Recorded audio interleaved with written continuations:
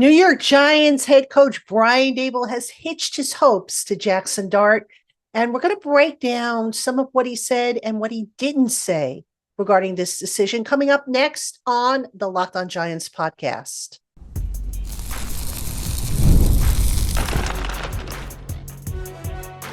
You are Locked On Giants, your daily New York Giants podcast, part of the Locked On Podcast Network, your team every day. Hello, New York Giant fans, and welcome to another edition of the Locked On Giants podcast, part of the Locked On Podcast family, your team every day. I'm your host, Patricia Traina, credentialed member of the New York Giants media for Locked On, as well as for New York Giants on SI, which is where you can find all of my written work. And as always, we welcome on in our Blue Crew community members, our everydayers, our newcomers, and everybody in between. Thank you so much for spending part of your day with us here on the Locked On Giants podcast. And if you have made us part of your first listen, I should say, of the day, we appreciate that as well. All right, Giant fans, it's Friday, and as we know by now, Brian Daboll has named Jackson Dart as the starting quarterback moving forward. He had a presser on Wednesday in which he answered a bunch of questions. I thought there were some really good questions asked. These were some of the questions, I obviously had. And I want to talk about some of what he said and some of what he didn't say. So we'll start the first segment off with that. And then in segment two, I want to talk about this whole plan that the Giants had initially for quarterback and now how this plan has changed. Then we will wrap things up with a look at the math just ain't mathing. And I'll explain what that is when we get to segment three. Basically, it has to do with how the Giants have gone about getting Jackson Dart ready for this opportunity. So that's our show list of topics for today. Again, welcome on into everyone. All right, let's get into it. Brian Daboll, when he spoke to the media, very short answers, very almost defiant, I want to say. He announced that Dart, or confirmed that Dart was going to be the starter for the rest of the season, said Russell Wilson was going to be the backup for the rest of the season. And the first thing that kind of jumped out at me was that Daboll said multiple times during his presser, "It's my decision. It's my decision." And right off the bat, when I heard that, I said to myself, okay, he kind of separated himself at that point from Joe Schoen, because I firmly believe, and, I don't have proof of this, but I firmly believe that Joe Schoen was not on board with this decision. And I say that because, Daboll has also said, as has Mike Kafka, the offensive coordinator, that the offensive struggles are not on one guy. Now, obviously, it's easy to change out one guy. And Daboll has kind of been itching. If you, have watched the last 3 games or so, he has been itching to get Jackson Dart out there. It's a desperation move, in my opinion, which I'll talk a little bit more about. But the fact that Daboll said it's my decision convinces me without a doubt that it was not a unanimous decision, that there was some disagreement within the organization. I am 99.9% certain that is the case, based on previous conversations I've had with people about, well, what happens if the season starts to go south? What are you going to do? What's the plan? And so on and so forth. So this is Daboll stepping up and saying, look, my seat just got hotter. I'm going to ride or die with the guy that I picked. And that's Jackson Dart. So he's kind of putting all his chips to the middle of the table on Jackson Dart, and also, in a way, betting on himself to ensure that Jackson Dart is fully ready to handle what awaits him. Okay, now, another thing that Daboll said that kind of bothered me, and it's interesting, in the locker room, Wan'Dale Robinson kind of confirmed this, is that when Daboll made this decision, or before he made the decision, he did it in the following order. He had a team meeting, then he met with the quarterbacks to inform them, and the players, and Wan'Dale Robinson, again, there's a clip on SNY Giants video in which Wan'Dale was asked at the end of that clip, how did you find out about it? And Wan'Dale said, like everybody else, through social media. That, folks, doesn't sit well with me. Okay, if that's indeed what happened, all right, now it's possible maybe Wandell had left early or wasn't around when the word got down, which I find very hard to believe. But I also found that when I was talking with Drew Phillips for an interview that I have coming up, a bonus interview that I'm going to run for you, Drew Phillips, when I mentioned it, kind of looked surprised and declined to comment on it. And, just we had to leave it there. He didn't want to comment on it. So my point being is, if the players found out through other means other than hearing it from their head coach, that's not exactly what I would call a smart move by Daboll. I think he would have owed it to that team, to those players, to say, guys, we had discussions. We're going with Jackson. Russ has been a pro. He's going to continue to do what he always has done. He's going to be our backup. He's going to be there to help you however he can. End of story. That's how I would have done it. And I've got to admit, hearing the order and then hearing the players say that, they were kind of caught off guard by the whole thing and they had to learn about it at social media, that's really not good leadership. But that's how it unfolded. Okay, now, another thing Daboll said that kind of perked up my ears.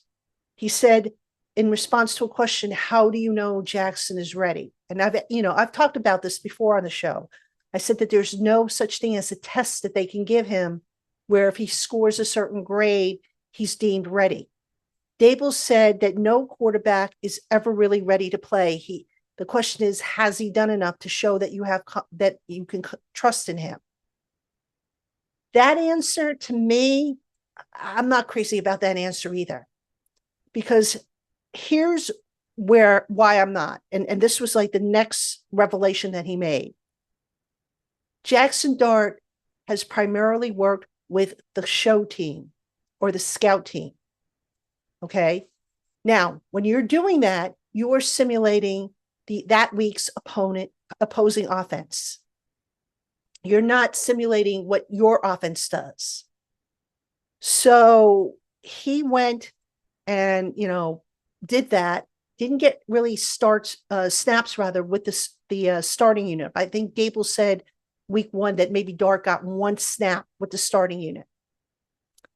So he was further asked, he said, okay, well, how, if he's not working with the starters, how do you know? And Daboll went on to explain, he said, well, he works on the call sheet, the practice call sheet after practice. Okay, the follow-up question was then, okay, does he do it with the first team offense? And the answer was no. So, look, bottom line is something's not adding up here. And it's kind of obvious, I think, if we think about it, what's going on. This is a last-ditch attempt by Daboll, who maybe is feeling a little heat under his seat. The Giants have got to produce. He's in year 4. If he doesn't produce, that's it. John Mara, if he's not feeling better about this team and the direction it's going at the end of the year, that is it. So that's what I took away from that whole presser. Now, I hope for Daboll's sake, for the Giants' sake, for the fans' sake, I hope that his intuition is spot on. I hope that Jackson Dart is ready. Right? He's going up against a very, very difficult Los Angeles Chargers defense, a top 10 defense in all the macro categories: total yardage, rushing, and pass defense. They're going to throw everything at this kid. And how patient is this team going to be with him? Now, does Daboll think that maybe, ownership will be patient because Dart is a rookie? Perhaps. Was this the time to put Dart in the starting lineup? I don't think it was. I personally would have waited until the following week against New Orleans. You're on the road. You're playing a little weaker of a team. I don't think I would have made that move this week, especially if you're going to sit there and you're going to try to convince everybody that Russell Wilson wasn't solely the problem with the offense. But what's done is done, and here we are. All right, now, coming up after this, the plan that the Giants initially set has gone astray. So what's the new plan? Besides obviously starting Jackson Dart, we'll talk about that right after this. This episode of Locked On Giants is brought to you by Square, your favorite neighborhood spots run on Square. There are certain businesses that truly make the neighborhood feel like home. Whether it's the local sports bar packed on game days, the coffee shop that knows your order by heart, or the corner deli that's been serving your community for decades, these are the places that bring people together. When neighborhood businesses thrive, the whole neighborhood thrives. A local spot feels like home because it's the kind of place where you walk in and everybody knows your name. The staff are like family and they've been serving the community for years. And spending money there doesn't just support the business, it supports the people behind it and the community around it. In my neck of the woods, there are over 20 local businesses that are on Square, including one of my personal favorites, Red, White, and Q Smokehouse. Red, White, and Q is owned by a former Marine Corps veteran who not only serves up the best barbecue in central New Jersey, but who also does a lot to give back in so many ways to our local veterans. Local spots like Red, White, and Q are what make the neighborhood feel like home, and so many of them run on Square.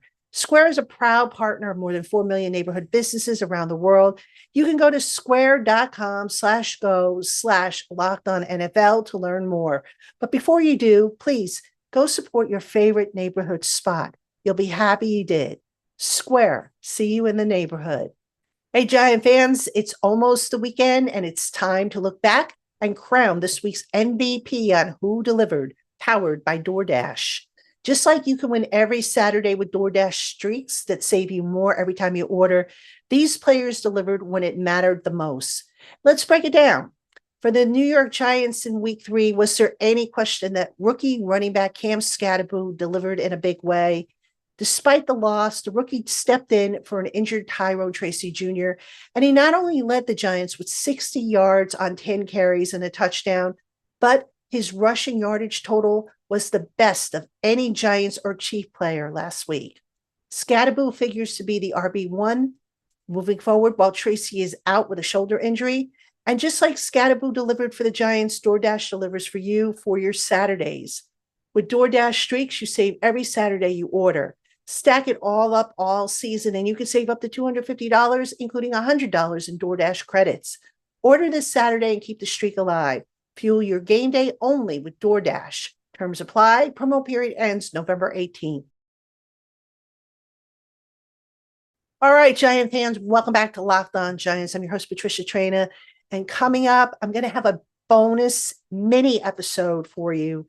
It's an interview that I did with Giants slot cornerback Drew Phillips, who was involved with a very special marketing initiative on Friday.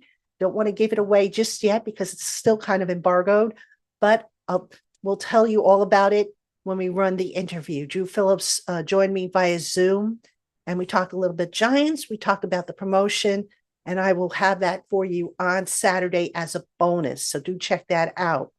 All right.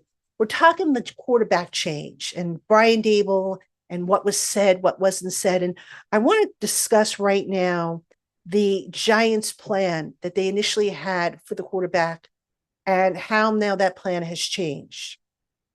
Now, at the beginning of the year and even during the spring, the plan was always to give Jackson Dart a redshirt year, to not rush him, to let him sit on game days, listen to the calls that were being made, get an opportunity to talk to Russell Wilson when he came off the field and the receivers and the offensive linemen to find out what they saw.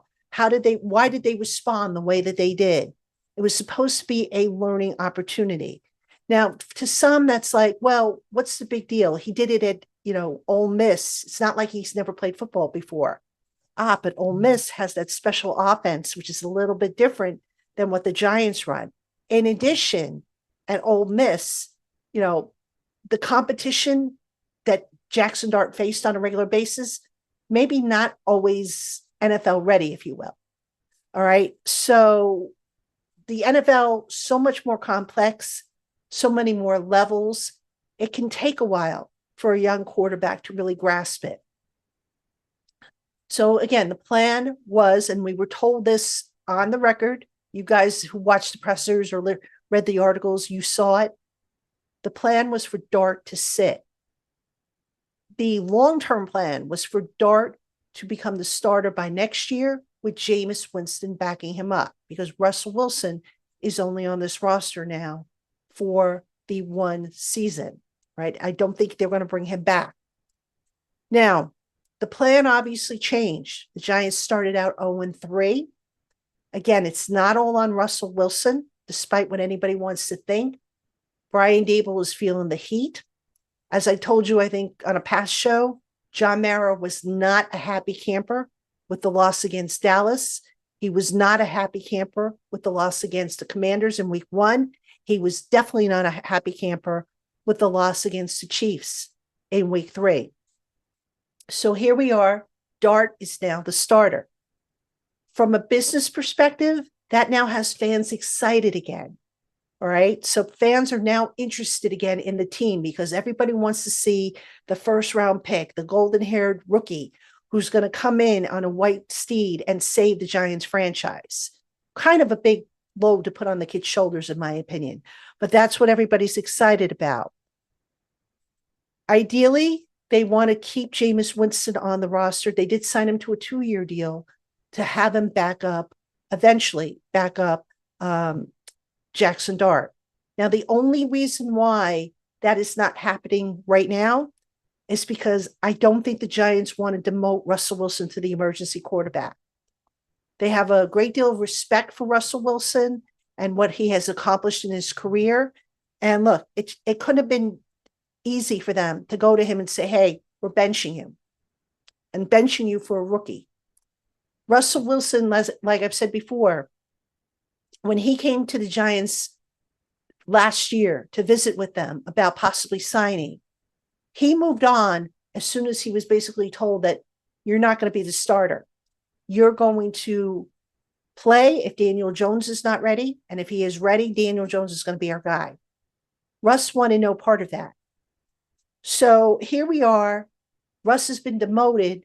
And to his credit, he is taking it like the professional that he is. He's like, I don't want to go anywhere. I'm happy here. I'm happy to do what I can to help this team, even if it means I'm not starting anymore. So kudos to Russell Wilson for having a positive attitude. All right. Say what you will about him as a quarterback. He's not about to rock the boat and create a distraction like, he could have. Where I kind of sit on this, you're carrying 2 high-priced quarterbacks now, veteran quarterbacks on your team. That's eating up cap space. Do you really need to? I mean, if you're going to expedite the Jackson Dart plan, start it now. Well, your plan next year was, again, it was unlikely that Russell Wilson was going to be back next year anyway. You were going to roll with Jameis Winston. Do you really need to have Russell Wilson on this team? Why not see if you can't move him to a team that needs a starting quarterback because they have an injury situation? Is it possible that could happen? I suppose it could. I mentioned Cincinnati as a possibility and also New Orleans. Well, the Giants play New Orleans after, the Chargers game. The Giants aren't going to move Russell Wilson that quick, and certainly not to an opponent that's coming up on their schedule. So I just would find it kind of weird if the Giants kept both Winston and Wilson on the roster. They need cap money. Last I checked, they were at the bottom of the league in cap space. You can open up a lot of space if you move one of those guys. And I don't think it's going to be Winston. Like I said, I think they want Winston around to have some continuity for the kid. He is under contract. They want to have that continuity, have the same voice in his ear.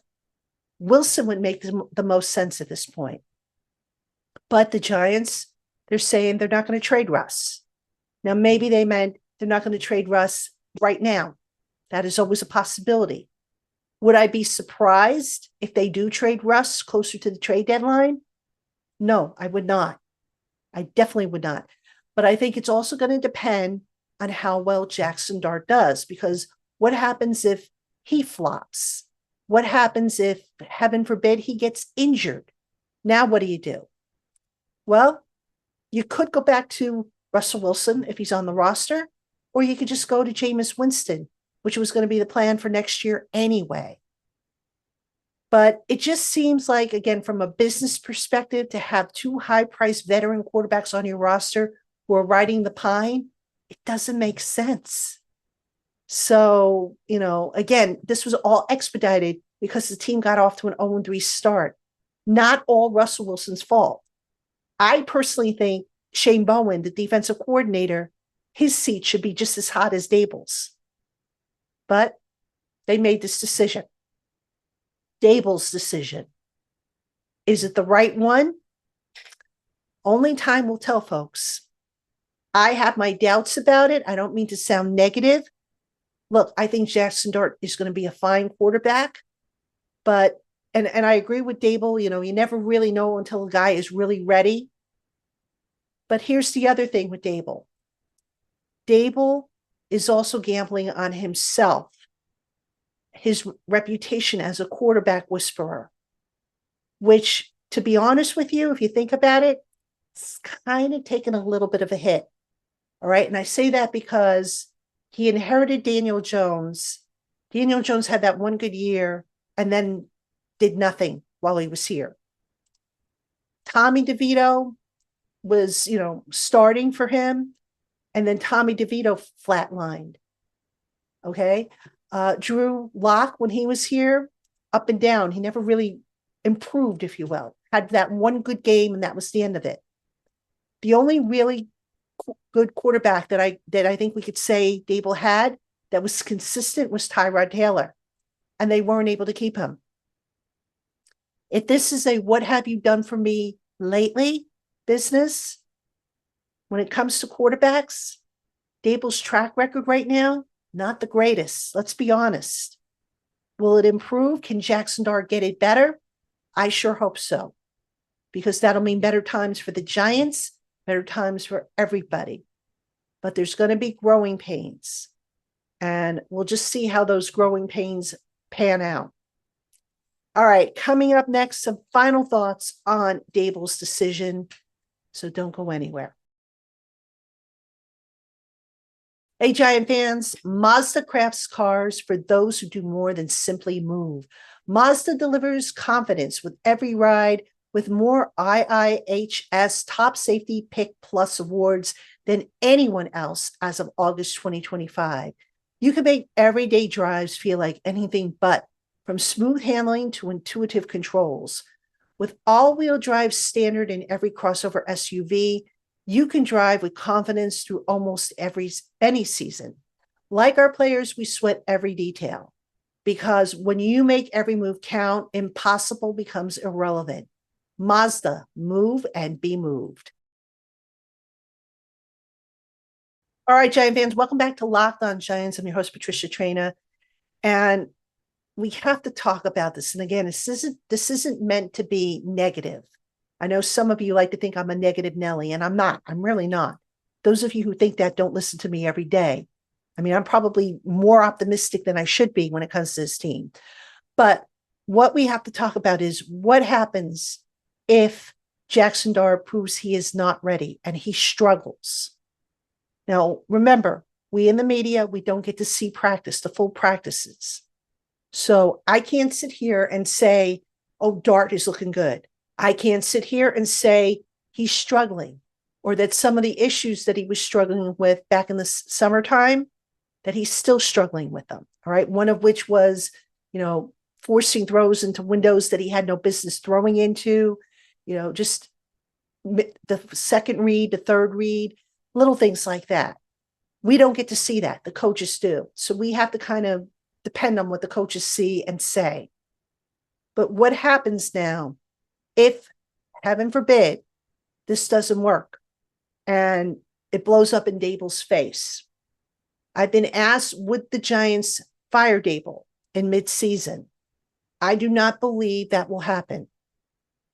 I think, if anything, Shane Bowen will be the one who is sacrificed, especially if the defense continues to struggle. And to be fair to Shane Bowen, as much as I've had, some questions about some of his play calling, The players have to step up and do their part. They have to take advantage of opportunities. They haven't done that.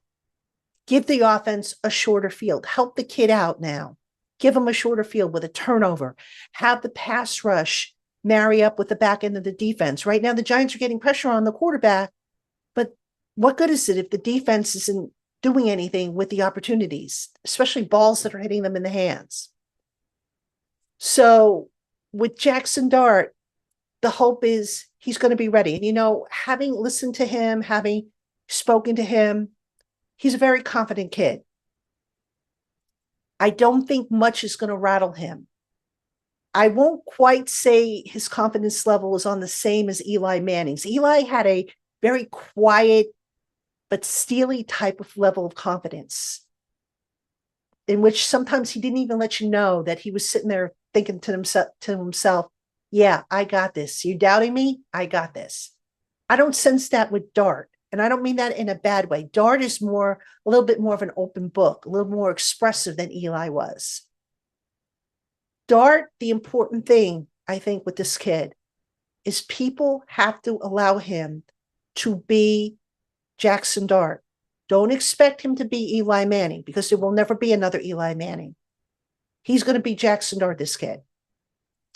He's going to make mistakes. He's going to learn from them. And he's going to grow, hopefully, into this role. Now, what happens, again, if he doesn't grow or if the Giants continue to lose? Has Daboll bought himself another year? Folks, I'm not convinced that's the case. And here's why I say that. While it would make sense for Brian Daboll to be back next year, to continue overseeing Dart's development, if things don't get better, that is not a guarantee that Daboll is back.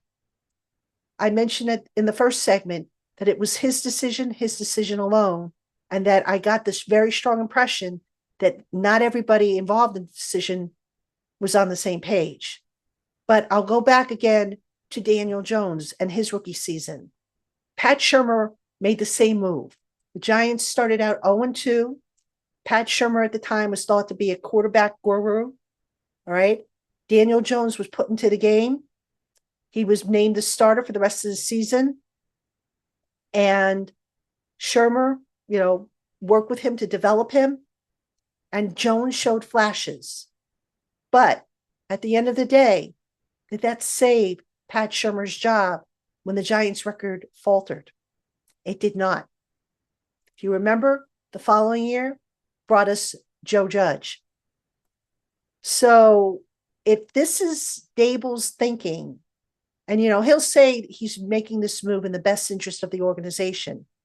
And until we have further proof, we'll take his word for it. But if his thinking is, I'm going to put my hand-picked quarterback in there, I'm going to personally continue to develop him, I'm going to ride or die with this kid, well, that doesn't mean anything. And here's the strange thing, folks. I initially thought that when they did flip the switch to Jackson Dart again next year, that Daboll would do the play calling, since he has been attached at the hip to the kid. That's not going to happen. It's going to continue to be Mike Kafka. Now, will Daboll maybe have a little bit more say in the offense? That is his prerogative. It would not surprise me if he did. I'm curious, though, to see as the season goes on, does Daboll, who now is going to be kind of training the kid on the job, so to speak, does that dynamic shift? And if so, what kind of effect does it have on the team? So bottom line, folks, a lot more questions than answers right now. I'm hoping it works out. Again, the losing is just, it's too much. I mean, you can kind of see it in the players' eyes and hear it after in the post-game locker room, how they're just getting beat up emotionally and physically. That's not a good combination. Can Jackson Dart give them the much-needed shot in the arm that they need? I hope so. I really do. It would be really nice if they could top the Los Angeles Chargers, which would be a huge win, a huge momentum builder, a huge confidence builder. But if they get blown out, then who knows what the following week is going to bring. It's not going to get any prettier. We'll see. Again. All right, Giant fans, before we say goodbye, as always, I want to thank you for spending part of your day with us here on the Locked On Giants podcast. And if you made us your first listen of the day, we appreciate that as well. The NFL season is here. And for your next listen, get a double dose of the Locked On NFL podcast. Tyler, the Madman Rowland, gives you a shot of espresso to start your football day, while Tony Wiggins takes you into the barbershop for the smoothest breakdowns to end the day. Find Locked On NFL on YouTube or wherever you listen to your podcasts. All right, Giant fans, that'll do it for me. I'll be back on Monday with an all-new episode of Locked On Giants, breaking down the Giants and Los Angeles Chargers game. Hope to see you on Monday and beyond. And don't forget to check out the bonus issue coming over the weekend on Saturday with Drew Phillips. Have a great one, everybody.